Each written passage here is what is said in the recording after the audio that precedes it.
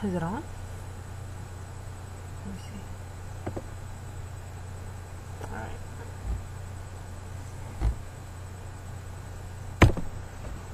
Hello everybody, it's day 20, I think day 26. I believe it's day 26. Don't quote me. Well, you should quote me. If I'm wrong, you can say you're wrong. If I'm right, you can be like, yes, you're right. Yeah. Anyways, day 26, I believe.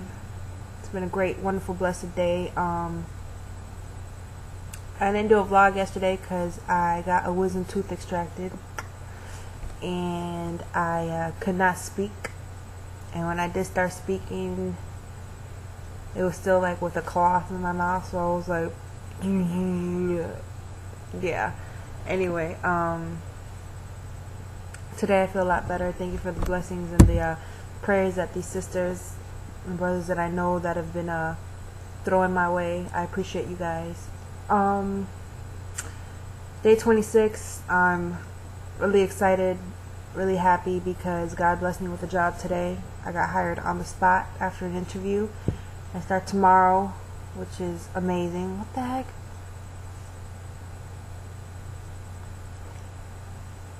Sorry, I just broke the rules of I guess when you get your teeth extracted, you're not supposed to eat hard food. You're supposed to eat like soft foods or whatever. And there's a donut on the countertop. Couldn't resist. Game over. Ate it. There's a party in my tummy now. I'm happy. I just hope I don't get a dry socket. Anyways, on to relevant information. Let's go ahead and get cracking on the topic, if we shall. Let's see. Okay, so I was talking to a youth pastor, or a pastor. There's one woman that I know that's been to church, or she's, deeply involved in church. She's been going to church for well over 20 years. I think it was like 25 years, something like that. And we were actually just talking randomly in the supermarket, and I was telling her about the project. She didn't know about the project that I was doing, but I was telling her about the project, what's going on, and she just brought up the subject of the difference between Islam and Christianity, about God, why it's so different, which I do know that it's different, but she just pointed out, the relationship status between the two religions. In Islam, from what I'm reading and understanding, Islam believes that, we are slaves to God, that we worship in fear, we worship in acknowledgement that we don't have a relationship. That's how the Muslims, I guess, from their standpoint is. And as Christians, we feel that we have a relationship with God, that as we work with, just like any other relationship, you work well into the relationship, you're going to get a good relationship. But if you have a bad relationship, you're not going to have a good relationship. Regardless if you fall, if you sin, yeah, you fall. Man falls 7 times, but you're going to get back up 7 times. And it'll be 7 times harder to get back to where you were. But with the perseverance and with the time that you put in, it'll be greater. The relationship will be greater, it'll be stronger. And that's what kind of like boggles me, is like, to me, is like, how am I going to worship? How am I going to put all this time, dedication, and energy, and strength, and sweat, and tears, and blood, and effort, and all of me, basically? How am I going to put all of me into this relationship, per se, if I'm Muslim, and not even know who this God is? Like, if I'm going to call out to this God, this great God, Allah, wouldn't I want to be able to talk to him? I mean, the whole purpose of him making us, the creation of man, was to have a relationship. He'd go every day into the Garden of Eden and, hey Adam, what's going on? How you doing? Oh yeah, you saw a bird? You named the bird? That's great. Oh, what? You're still lonely? Okay. Let me make Eve. Okay, got it? Okay. Taking the rib. Boom. There's Eve. Eve, how you doing? Oh, this is such a happy family. Adam, Eve, God, we chilling. Yay. Don't go near Satan because he's evil. He's portrayed as a snake, alright? Don't do it. Just listen to me. Don't do it. Yeah, I'm telling you. He's a gossip. He's a snake. He's a liar. He's this and that. Just stick with me. I'm good, alright? Okay. So anyway, Adam, so how was your day, Adam? Oh, Eve, you cooked an apple? Oh my goodness, how'd you do it? Oh, you stuck a stick in the apple over the fire? That's awesome. Oh my goodness, I can't wait. Okay, well, I gotta go. I'll see you tomorrow, okay? I'll be back at this spot same time. Sound good? Excellent. You know what I'm saying? Like, stuff like that. Like, that to me, that's how I see it. Like, that's how I saw it back in the day in the Garden of Eden. Maybe God wasn't as feminine as me. I mean, we don't know. God is all powerful. He's got a masculine side. He's most likely has a more emotional, in touch with himself type side. But I'm just saying, to me, that's how I see it. You know, in the Garden of Eden, that's how they were. They were all hanging out together, you know, doing productive and unproductive things, you know, just as any other person would do in a relationship. Just, you know, things that benefit each other, you know, make each other laugh, you know, deep conversations, stuff like that. And it makes me wonder, like, why would it change after all these years? You know, like, if Islam is the perfected religion from Christianity and Judaism, what changed throughout all that time? Because in Judaism, there was a relationship. You saw relationships with his prophets, with his people.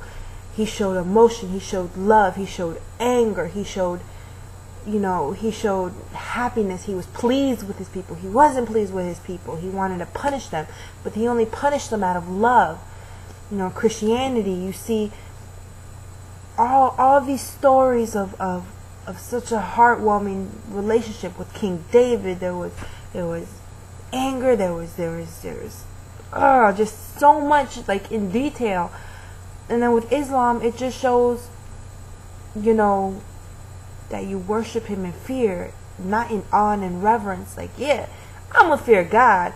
God can smite me in any moment that he wants, just because, hey, I'm a sinner and I'm not worthy to even call upon his name.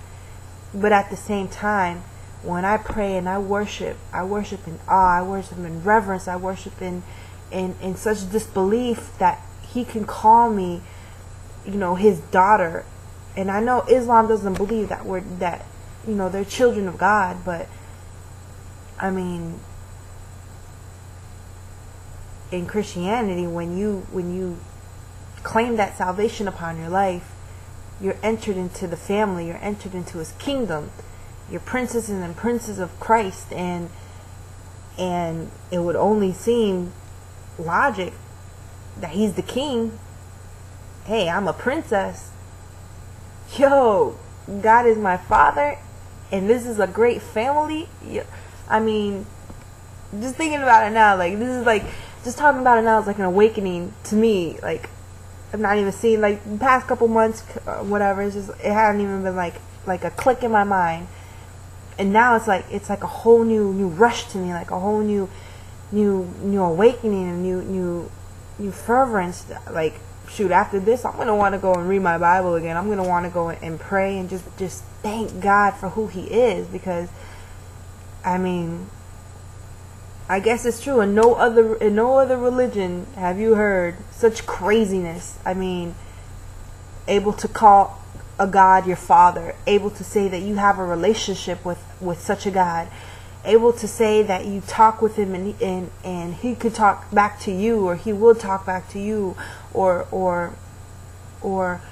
you know, miracles and just all these things. Like, yeah, like in the Bible there are some crazy stories that if you're an unbeliever or of a different faith, you'd be like, wow, that's madness, that's whatever, like, I don't believe that, I can't believe that. And I guess that's just where faith steps in. Like wow, like, you really have to be strong in faith to really admire, to really just grasp this religion as a whole, because Christianity isn't based on the actual religion, isn't actually based on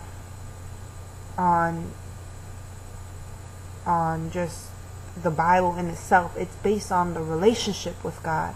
That's what makes it so unique than any other religion, is that close relationship that you can actually have. And with a relationship, just like with a marriage, yeah, a marriage is legit by a contract, but that's not what makes the marriage. The marriage is made by the relationship, with the effort, with putting in the effort of the rules and regulations that come with the marriage. Yeah, to someone who just has it as a contract, it's going to be like, oh, such a burden.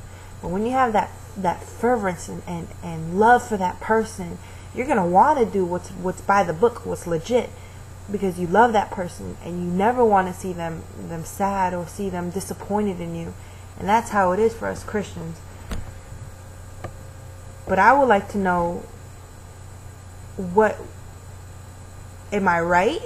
Am I right about when I'm talking about Islam? Do you guys really not have a relationship with God, like per se I do, or another fellow Christian? Can you, when you go to prayer, not just call upon His name for healing?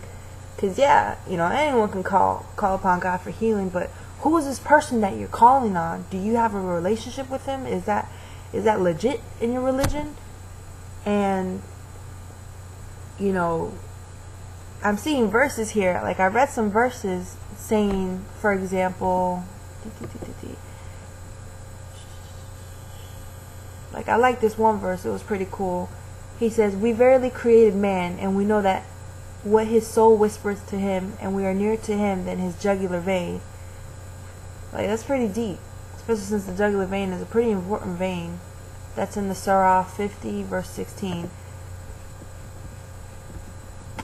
But I'm saying, though, like, I just really, really want some input on this, because, alongside for having Jesus Christ as a main course, if you will, in our religion, having a relationship with God is vital in our religion. Sorry, I'm just like really. It's something that, to me, it's something that people talk about every day, and sad to say, but sometimes people just get used to hearing it and don't even bother with it. But when you don't touch up on the subject every once or for a while, and then all of a sudden you bring it up, it's like it just clicks in your head, and it's such an excitement, like, wow, like I have a relationship with God. And most of you might think like, wow, she's in the loony bin. But if you don't have a relationship with God, if your religion really doesn't promote this, I encourage you to just talk to God.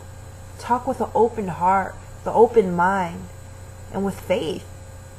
And you'd be surprised, godly encounters don't necessarily have to be verbal input back to you. Godly encounters happen on a daily basis. If you see something, from your religion, or something, just something out of the ordinary, and an emotion washes through you, and it can't be about anything else but just about you and your personal relationship with God. That's an encounter. And looking back now, I know I've taken a lot of godly encounters for granted. I haven't even gave them second thoughts. But yeah, if you guys feel free to tell me about how you feel on this subject.